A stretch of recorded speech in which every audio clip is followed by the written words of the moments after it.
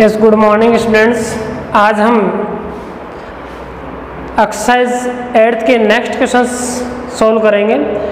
Fifth question है, a bridge above the river makes an angle of 45 with the bank of the river.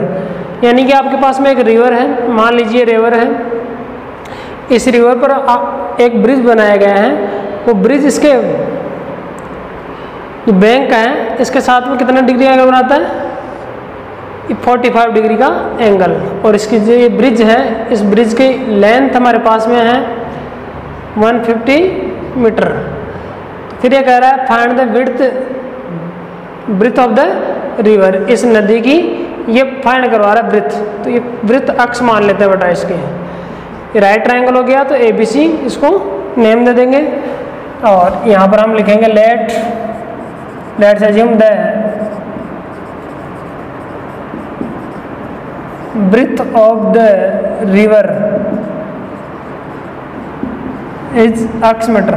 ठीक है, ये हमारे पास अक्ष मीटर है। इन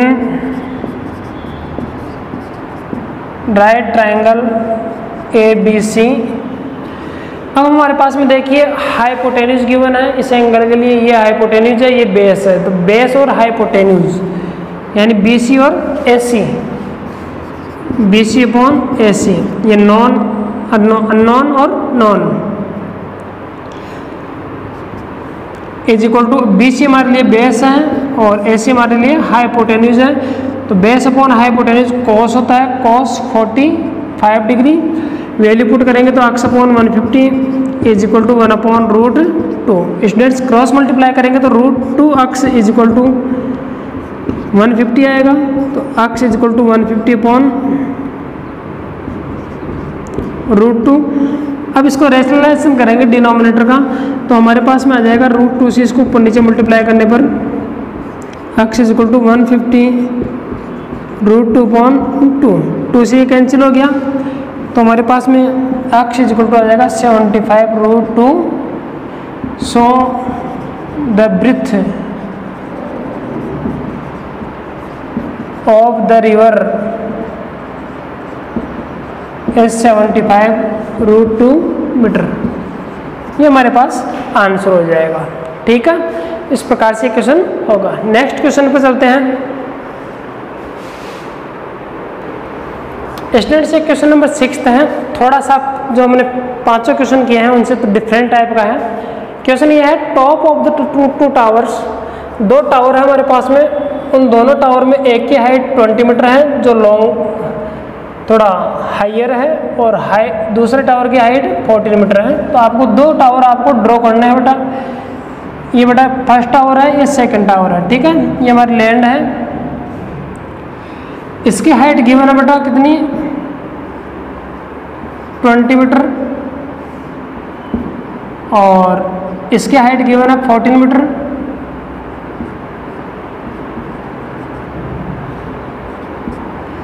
ठीक है, फिर कह रहा है if wire makes an angle of 30 degree with the horizontal line.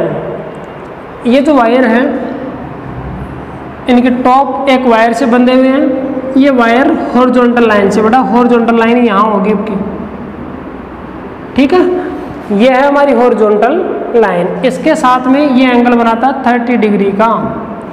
Horizontal line ये नहीं है, ये नहीं है, यही होगी हॉरिजॉन्टल लाइन। तो इसके साथ 30 डिग्री एंगल बना रहा है, तो 30 डिग्री। फिर कह रहा है find the length of wire. इस वायर की लेंथ को फाइंड करनी है, तो इसको हम अक्स मान लेते हैं बेटा। ठीक है, ये है वायर की लेंथ। अब आपको याद है ना, ये 14 है। अब यहाँ पर राइट ट्रायंगल कहाँ बन रहा है? ये बन रहा है राइट ट्रायंगल। ट्रायंगल ये काम में आएगा बेटा। ये वाला पोर्शन हमारे किसी काम का नहीं है, केवल इससे तो हमारे को ये लेंथ फाइंड करनी है। तो देखिए ये 14 मीटर है, तो ये भी 14 होगी, पक्का है। यहाँ से यहाँ तक 14। अब ये टोटल 20 है, तो ये कितनी बच जाएगी? 6 मीटर बच जाएगी। तो हमारे पास में क्वेश्चन आ जाएगा ABCDE। तो ये ट्रायंगल हो गया ABE। ठीक है, इसको अकॉर्डिंग अब इसको सोल्व करेंगे। देखिए कैसे होगा सॉल्यूशन। ये देखिए स्टूडेंट्स, ये आपके पास सॉल्यूशन सामने है। हमने वायर की लेंथ को क्या माना था, अक्स, तो उसको राइट कर दिया है। ये और ये इक्वल है, इसलिए 14 है तो ये भी 14, ये हमने भी शो कर दिया है यहाँ पर। और AC की टोटल लेंथ 20 है तो 20 यहाँ राइट कर दिया है। AB कैसे निकाली थी हमने, 20 में से 14 माइनस करके 6, तो ये 20 माइनस 14 इक्वल टू 6 राइट कर दिया है। अब इस ट्राइंगल में आपके पास में नॉन और अननोन साइड्स के बिटवीन में रेशियो देखेंगे, तो ये नॉन है और ये अननोन है, तो ये अपॉन ये परपेंडिकुलर होगा इस एंगल के लिए, और ये हाइपोटेन्यूज होगा, तो perpendicular upon hypotenuse equal to sine होता है, और एंगल 30 है, इसकी वैल्यू 1/2, 6/x, क्रॉस मल्टीप्लाई करने पर 12 है। ठीक है, नेक्स्ट क्वेश्चन पर चलते हैं स्टूडेंट्स। ये क्वेश्चन नंबर 7th है। इसमें देखिए क्या कह रहा है, the angle of elevation of top of the tower. एक टावर आपके पास में, सबसे पहले इसके बाद वाला बाद में पढ़ेंगे, तो एक आपको टावर ड्रॉ करना पड़ेगा। मान लीजिए ये टावर है बेटा, ठीक है। इस टावर के टॉप से, इस टावर के टॉप से फ्रॉम 2 पॉइंट्स, अब 2 पॉइंट हैं distant and B from the base of the tower. अब आपको 2 पॉइंट लेने हैं बेटा। ये 2 पॉइंट कहाँ लोगे, डिस्टेंट एंड दूर है ए एंड बी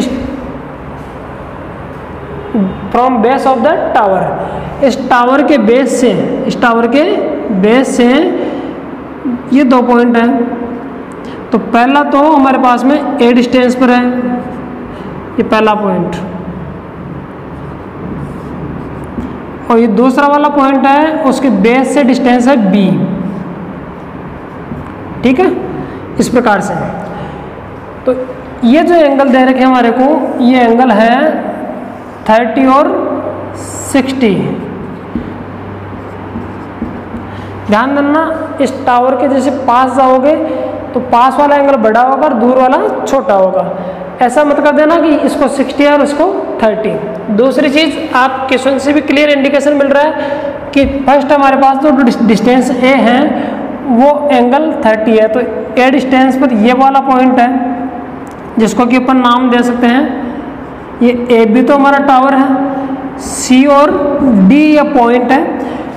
तो इसके बेस से ए डिस्टेंस पर कौन सा पॉइंट है, डी, और इससे बी डिस्टेंस पर कौन सा पॉइंट है, सी।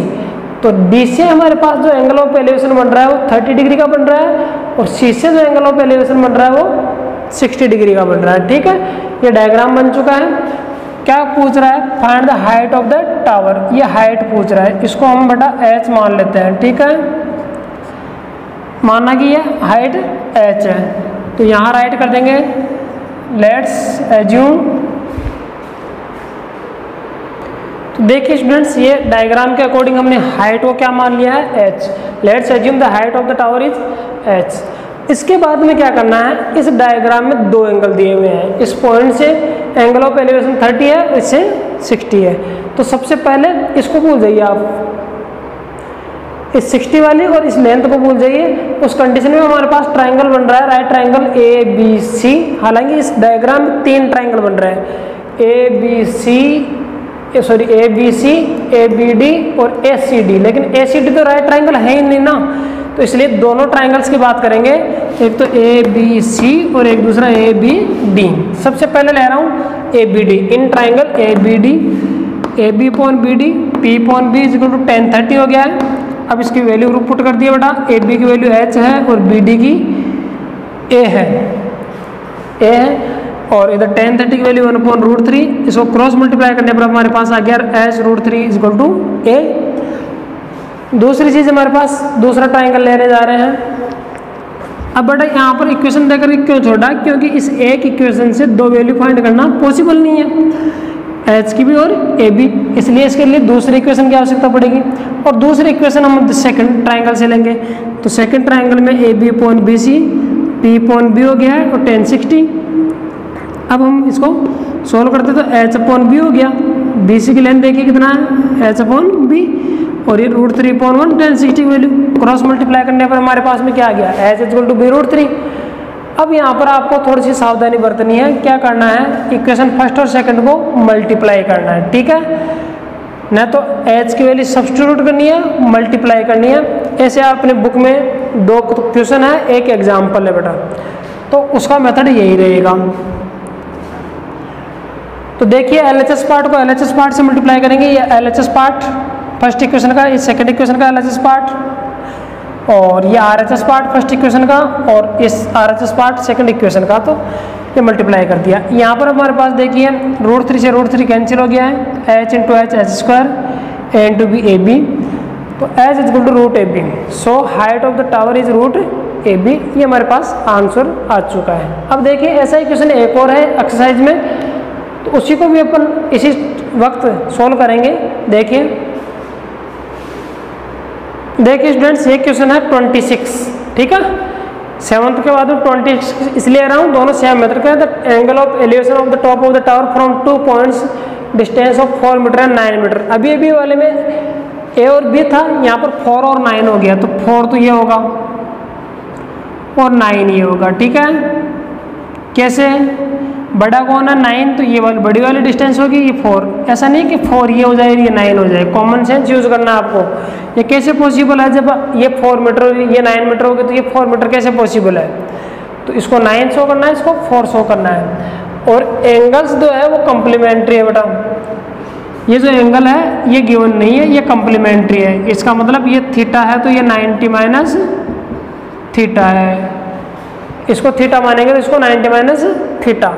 और हाइट हमारे को मान लो h फाइंड करनी है, हालांकि क्वेश्चन में हाइट गिवन है, प्रूव करवा रहा है कि prove that height of the tower is 6 metre.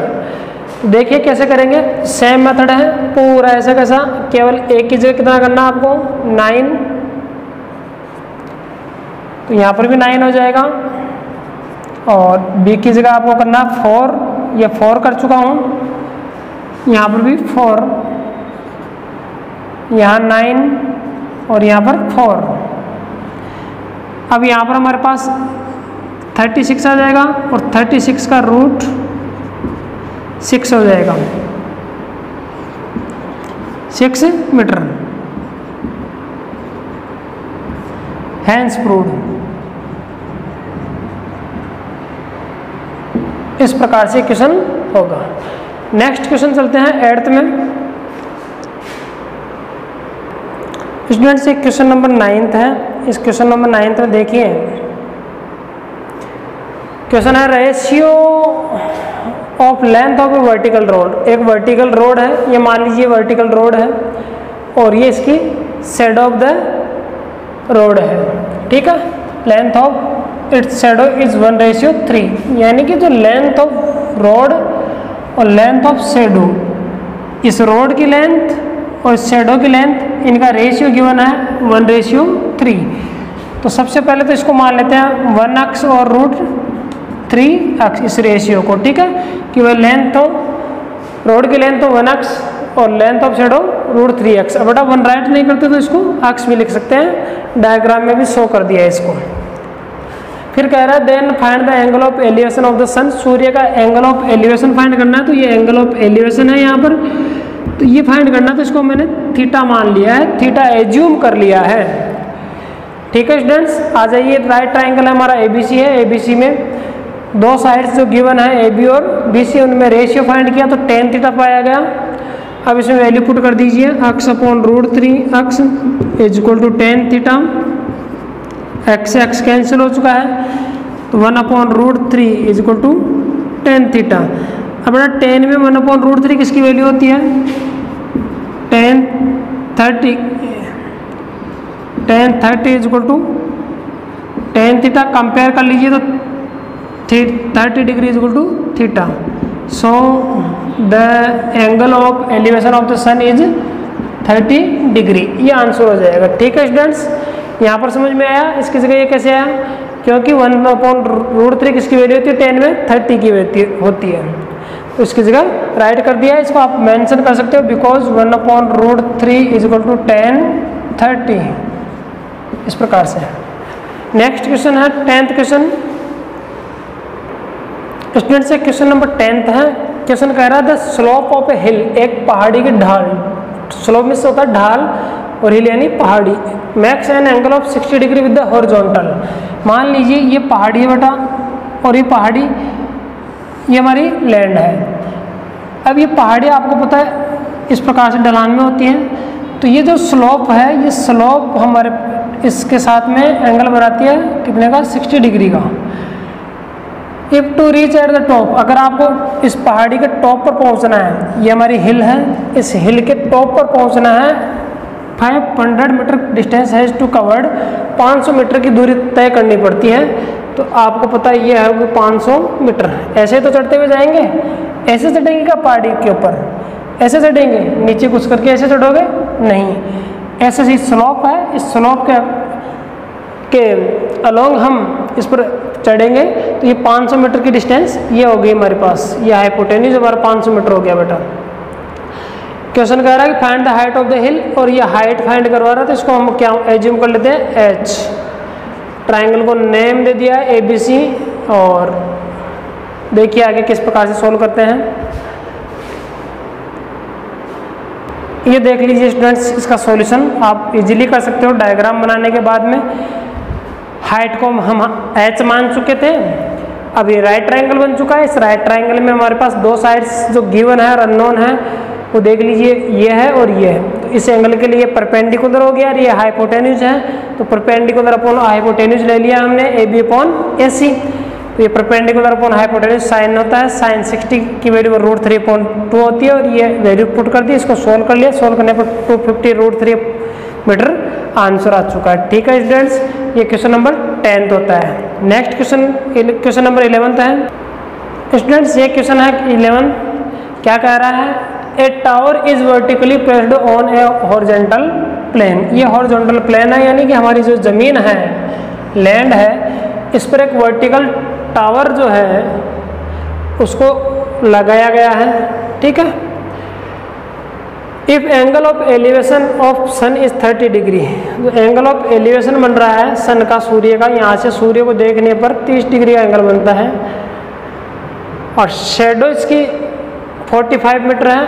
तो ये 45 मीटर इस टावर की शेडो कौन सी रहेगी, ये रहेगी, न कि ये हाइट है टावर की। और हाइट को हमारे को पूछ रहा है, फाइंड करना है हाइट कितनी है। इसको हम क्या एज्यूम कर लेते हैं, H। ABC ट्राइंगल का नाम दे दिया है, H मान लिया है। ठीक है, आगे आप उसी प्रोसेस के अकॉर्डिंग कर सकते हो। शॉर्ट में अगर फाइंड करना चाहो तो इसका आंसर H अपॉन 45 = 10 30 हो जाएगा, और H अपॉन 45 = 1/√3। इसको मल्टीप्लाई करेंगे तो √3H = 45, H = आ जाएगा 45/√3। अब इसको रेशनलाइज करना है बेटा। ठीक है, रेशनलाइज कैसे करेंगे, इसको मल्टीप्लाई करने के √3 से ऊपर नीचे, तो यहाँ पर हमारे पास में आ जाएगा क्या, H = 45√3 अपॉन √3 को √3 से मल्टीप्लाई करने पर 3 आ गया है, और ये 15 आ गया है। तो H = 15√3 मीटर। इस प्रकार से यह हाइट फाइंड हो चुकी है। ठीक है स्टूडेंट्स, इसको सिस्टमेटिक वे से लिखना है, जैसे पहले आपको लैंग्वेज में बताया गया था वैसे का वैसा। ठीक है, इन ट्राइंगल इस प्रकार से स्टूडेंट्स ये पार्ट भी लिखना न भूले आप। अभी आपको शॉर्ट ट्रिक बताए, तो ऐसा नहीं कि शॉर्ट ट्रिक से कर लें, और लास्ट में ये लाइन भी राइट करनी है। ठीक है, now students it is our question number 12th। What is the question? Very important question. So many times are asked in the board examination. The upper part of a tree is broken by wind storm. ठीक है बेटा, एक tree था हमारे पास में, ये tree मान लीजिए इसको, ये हमारी लैंड है जिस पर ये खड़ा था, उगा हुआ था। इसका कुछ ऊपरी भाग, पूरा नहीं, कुछ ऊपरी भाग टूट गया, आंधी आई और ये टूट गया। मान लीजिए ये वाला पार्ट इसका टूट गया। इसको अपन डॉटेड लाइन से शो कर देते हैं कि यहाँ पर ये पहले तो खड़ा था, अब आंधी आने के कारण से टूट गया। टूट करके यहाँ से अलग नहीं हुआ, लटक गया। ठीक है, लटक गया। It makes an angle of 60 degree with the ground. अब ये लटक करके क्या हुआ, ग्राउंड को छूता है, ग्राउंड के साथ में 60 डिग्री का एंगल बनाता है। तो फिर आगे कह रहा है the distance from the bottom of the tree to the point where the top touches the ground is 10 metre. ये टॉप ऑफ द ट्री था, पहले यहाँ होता है टॉप, अब टूट करके आने के कारण से ये यहाँ हो गया है, ठीक है। ये टॉप ऑफ द ट्री है जो यहाँ आ चुका है, ये इस ग्राउंड को इस पॉइंट पर टच कर रहा है, तो इसके बेस से, इस ट्री के बेस से यहाँ तक की जो डिस्टेंस है वो 10 मीटर है, यानी बेस से 10 मीटर दूर इस ग्राउंड को वो टच करता है और वहाँ पर 60 डिग्री एंगल बनाता है।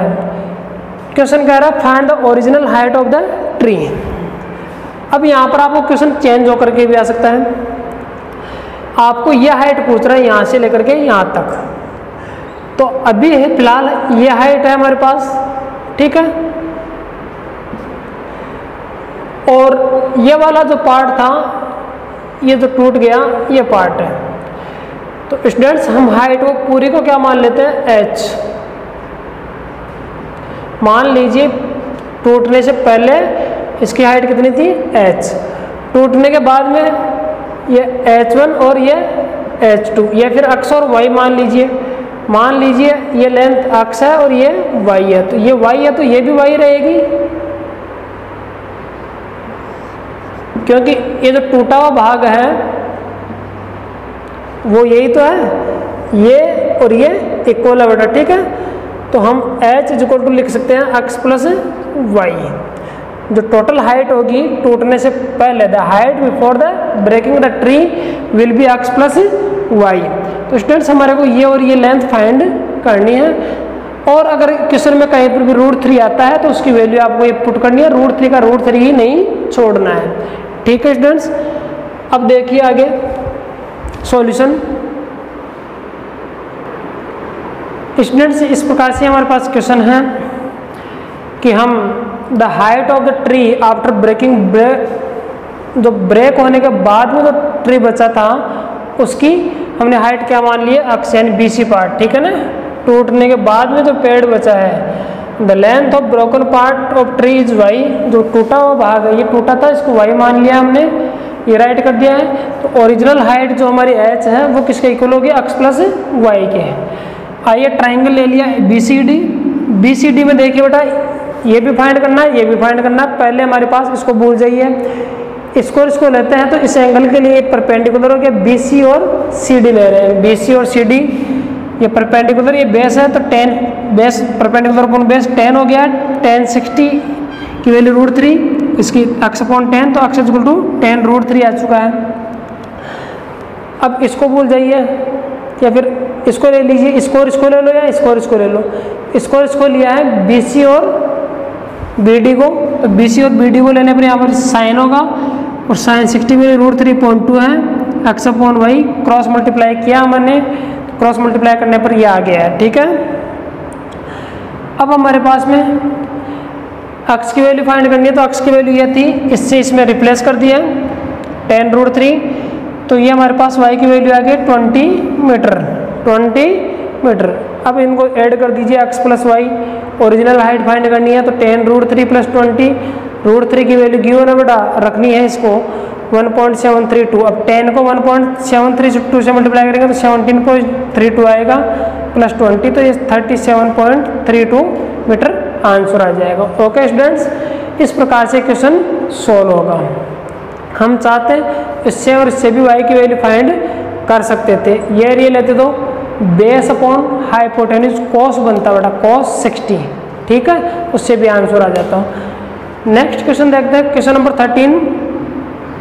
स्टूडेंट्स ये क्वेश्चन नंबर 13 है। देखिए क्वेश्चन बड़ा इंपॉर्टेंट है, पिछले क्वेश्चन की तरह ये भी कई बार बोर्ड में पूछा जा चुका है। From A point on the ground, बेटा एक ग्राउंड है आपके पास में, इस ग्राउंड का ये पॉइंट है, ठीक है। मान लीजिए ये C पॉइंट है, या कोई भी पॉइंट दूसरा ही मान सकते हैं, इसको हम A मान लीजिए, A पॉइंट है। इस A पॉइंट से which is 120 metre away from the foot of unfinished tower. एक आपके पास अधूरा टावर है बेटा, टावर का निर्माण चल रहा है। मान लीजिए टावर यहाँ तक बन चुका है, इस टावर के फुट से ये 120 मीटर अवे है, 120 मीटर दूर है, ठीक है, 120 मीटर दूर है इस टावर से। ये बड़ा टावर अधूरा है, यहाँ तक बना है, the angle of elevation of the top of the tower is found to be 30 degree. जब टावर यहाँ तक बन चुका था उस टाइम इस पॉइंट से एंगल ऑफ एलिवेशन 30 डिग्री पाया गया। ठीक है, जब मेजर किया गया तब उस पॉइंट से उस टावर का एंगल ऑफ एलिवेशन कितना था 30 डिग्री, जब ये यहाँ तक था।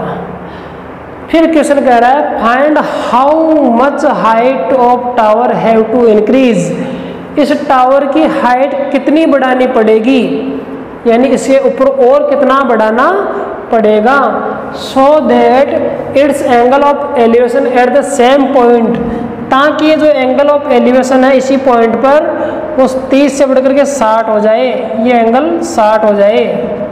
ये बढ़ेगा तो ऐसे हो जाएगा ना। तो आपको पता है ये एंगल यहाँ तक, ये टावर यहाँ तक बढ़ाना पड़ेगा। तो ये हाइट पूछ रहा है हमारे को कि ये हाइट कितनी है। ठीक है स्टूडेंट्स, तो इसको फाइंड करना हमारे को, तो इसको हम h मान लेते हैं मन।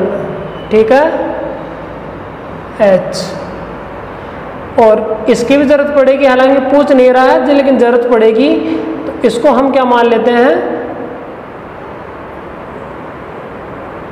h डैश मान लेते हैं। ठीक है, अब हम इसको इसमें राइट करेंगे, इस पॉइंट को B मान लीजिए, इसको C और ये इसको D। तो अनफिनिश्ड टावर कौन था BC और फिनिश्ड टावर कौन है BD। ये इसकी शैडो है और ये एंगल ऑफ एलिवेशन जो पहले 30 डिग्री था फिर कितना बन गया था 60 डिग्री। तो देखिए स्टूडेंट्स इसको किस प्रकार से सॉल्व करते हैं, क्या लैंग्वेज राइट करते हैं। देखिए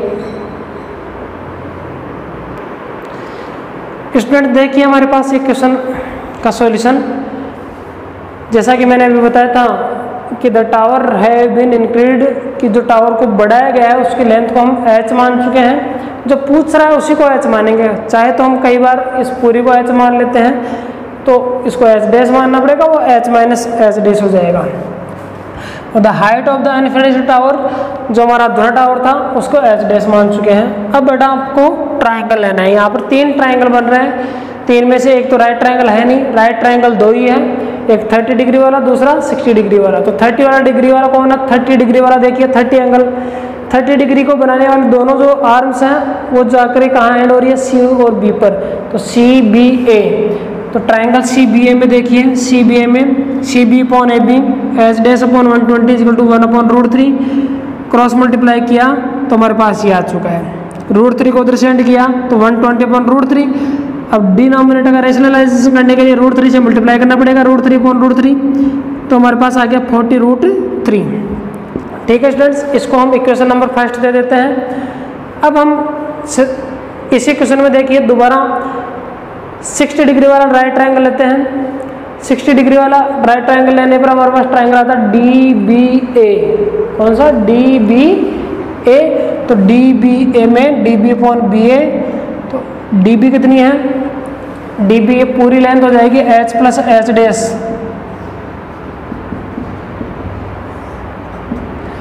H plus H dash upon 120 is equal to √3 upon 1, cross multiply किया तो ये आ गया। ठीक है, अब बेटा हमारे को H डैश की वैल्यू नहीं निकालनी है, हमारे को किसकी वैल्यू निकालनी है, H की। तो H डैश को रिप्लेस करना है, तो H डैश की वैल्यू यहाँ इक्वेशन नंबर फर्स्ट से इसमें पुट कर दो, putting H is equal to 40√3 from equation first in equation second. तो हमारे पास इक्वेशन आ गई H plus 40√3 is equal to 120√3, तो H is equal to 120√3 minus 40√3, तो इसको माइनस करने पर H इज इक्वल टू 80√3 आ गया है। √3 की वैल्यू पुट कर दी है बेटा आंसर मैच करने के लिए। हम चाहे तो आंसर यहाँ पर भी राइट कर सकते हैं और चाहे तो √3 की वैल्यू पुट करके यहाँ तक भी सॉल्व कर सकते हो। तो टावर को बेटा इतना और ऊंचा उठाना होगा आपको, ये एंगल ऑफ एलिवेशन 30 से 60 बनाने के लिए। ठीक है, अब बेटा आगे आने वाले क्वेश्चन इसी प्रकार से आएंगे आपके, सभी में 2-2 राइट ट्रायंगल मिलेंगे, राइट ट्रायंगल लेकर के उसको सोल्व करना है। ठीक है, 2 इक्वेशन बनेगी, दोनों इक्वेशन को एक दूसरे की हेल्प से सोल्व करना, वैल्यू फाइंड करनी है। देखिए स्टूडेंट्स, ये क्वेश्चन नंबर 14 है। The angle of elevation of the top of A tower from A point. एक टावर है, ठीक है, ये हमारी लैंड है, इस टावर से के टॉप से है, from the of the tower from A point, इस पॉइंट से, ये पॉइंट है, इस पॉइंट से इसके टॉप का जो एंगल ऑफ एलिवेशन है वो 30 डिग्री है।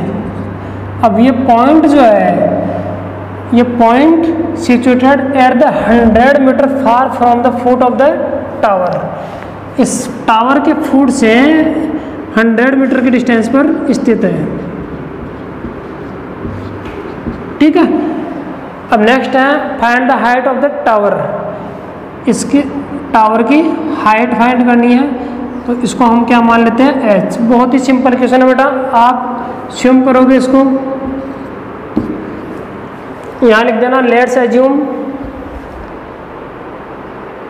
ये देखिए स्टूडेंट्स इसका सॉल्यूशन, सबसे पहले हाइट को हम h मानी थी, तो उसको राइट करना है कि हमने हाइट को h मानना है, और राइट ट्रायंगल में आपके पास जो दोनों साइड्स हैं AB और BC यानी परपेंडिकुलर और बेस, उसको 10 30 के इक्वल माना होता है ये रेशियो, तो 10 वैल्यू पुट कर दी, AB की वैल्यू 10, BC की 100 और 10 30 की 1/√3। क्रॉस मल्टीप्लाई करने पर हमारे पास √3h = 100 आया और h = 100/√3 है। अब हमारा डिनोमिनेटर इरेशनल है, इसको रेशनल बनाना है, तो √3 से मल्टीप्लाई कर देंगे, तो हमारे पास आएगा 100√3, √3 की वैल्यू पुट कर दी है 1.3732 और अपॉन में √3 × √3 3 हो जाएगा। इन दोनों को मल्टीप्लाई करने पर ये आया है, इसको 3 से डिवाइड करने पर ये आ जाएगा, तो हम लिख देंगे so the height of the tower is 57.73 metre answer. ठीक है स्टूडेंट्स, इस प्रकार से क्वेश्चन होगा। अब आगे के क्वेश्चन हम नेक्स्ट ऑनलाइन क्लास में देखेंगे। ओके स्टूडेंट्स, तो क्वेश्चन नंबर 14 तक हम फिनिश कर चुके हैं। Thank you.